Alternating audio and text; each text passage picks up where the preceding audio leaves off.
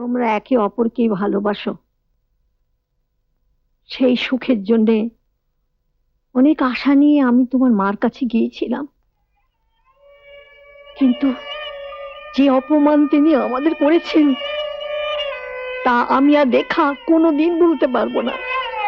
তুমি যা চাইছো তা কোনো দিনই হবে না। আমরা গরিব, আমার ছেলে মেয়েরা দুঃখ কষ্টের জ্বালা সইতে পারে, কিন্তু অপমান আর অবহেলা সইতে পারে না। আমার মা আপনাকে অপমান করেছে, আর সেই কথা এতদিন আপনি আমায় বলেননি? তুমি কি সেই জন্য আমার অফিসে যাও না?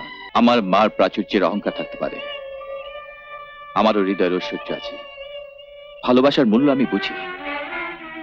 আমি আপনাকে কথা দিয়ে যাচ্ছি, রেখা আমার বাড়িতে বউ হয়ে যাবে, আর শিখাও এই বাড়িতে বউ হয়ে আসবে।